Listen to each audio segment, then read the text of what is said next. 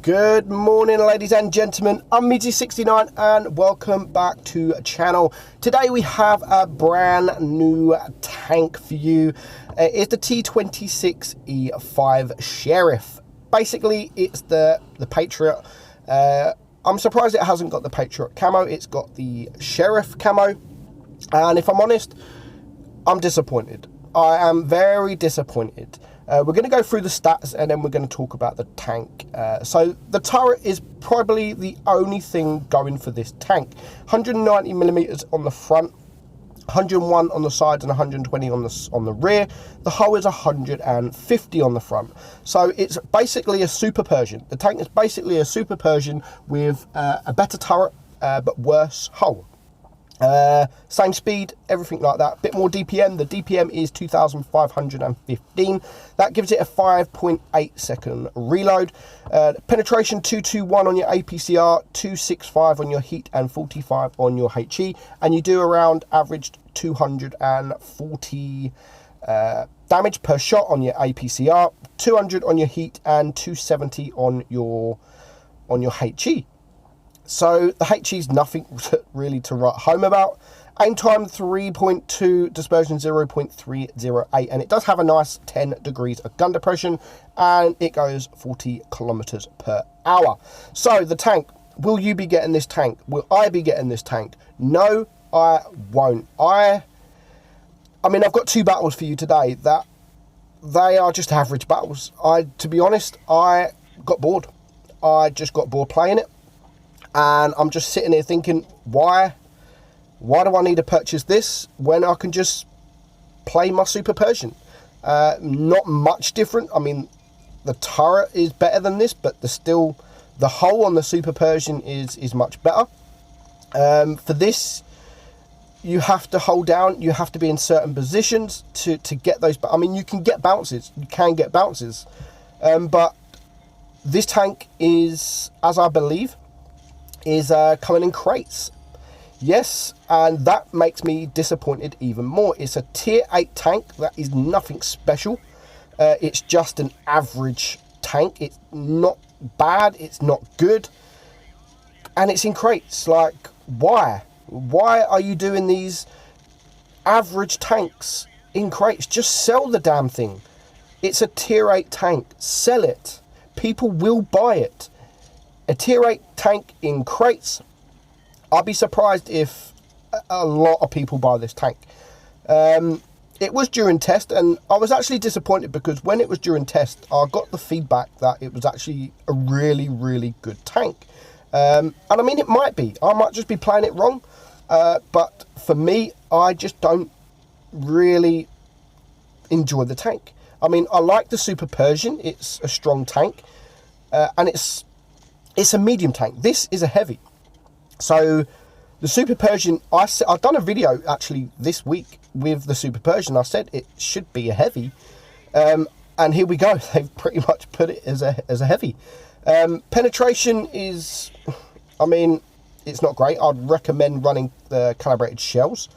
I mean, 277 on your HE there. So it's okay. I mean, you can get almost that on your AP if you can high roll. So armor wise, you're not going to bounce too much. I mean, you're only on your turret. You're going to bounce on your turret, but other than that, you're not going to bounce too many shots. But I'm more disappointed about the crates. I mean, I've said before and I'll say it again. I do not mind crates. I don't mind crates at all for tier 10 or tier 9. Tier 8 tanks, no. They should not do crates for tier 8 tanks. So people are going to purchase crates and they might not even get this tank. And when they eventually do get it, I got a feeling they're going to be disappointed. But that's just me. That is just me. You might like the tank. It's totally up to you. If you like the tank, you like the tank. I don't like the tank. Well, I'm not saying I don't like the tank. It's just an average tank. And it's a tank that I just think that should be in stores.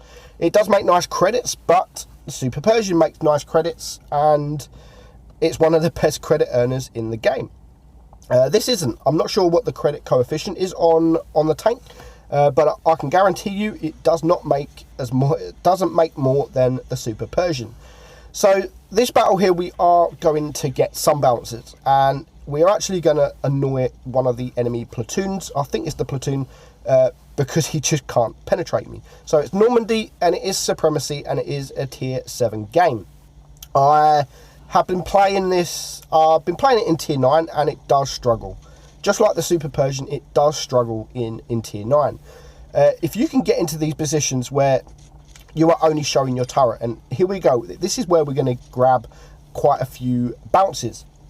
So we've got the Black Prince there, and we have the Pantera, and there is a Borzik around here somewhere. You can see that. Fuck Wargaming, because he can't penetrate me. It's because of the position I'm in and the position you're in.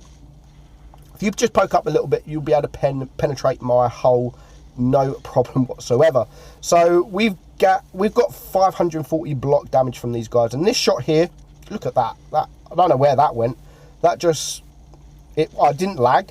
It just decided it wanted to go to the left and nowhere near the Borzik.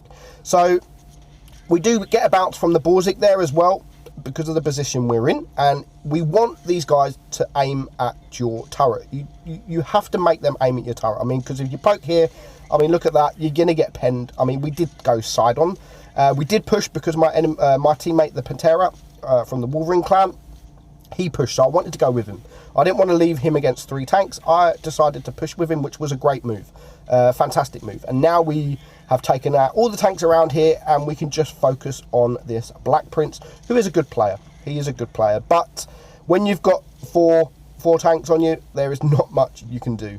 So the last 4 remaining tanks are basically now in our spawn, almost in our spawn. We've got the Lerva up here, the P26E5 is a one-shot. We do miss him, and we do start capping the base.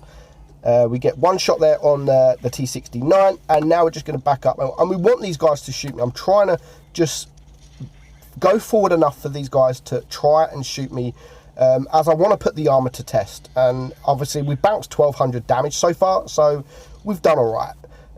So it's now 3 tanks left alive. We do get a nice 300 high roll there on the Lerva, and we try on the shot move. We do miss, but the Lerva is now a 1-shot, so we are going to take care of him, and it just now leaves 2 tanks remaining, the WZ-1110 and the T26E5. So on the move shots, I seem to be not hitting a great deal. I hardly ever hit on the move shots in this tank. So now we blocked 1700 damage. That is pretty much all we're going to do. The WZ, not going to get the kill, even though our Pantera asked me to take the kill. I'm on 3 kills, but unfortunately the LTTB takes the kill. So 2800 damage. I mean, that's probably, I think that's the highest damage I've done in this tank. And we make 80,000 credits. So it's an okay tank. It's nothing special. But for crates, I would recommend you just stay away. Don't purchase them. It's a tier 8 tank. It should not be in crates. I'm Meadsyreplays. I hope you enjoyed the video, and I will catch you soon. Bye-bye.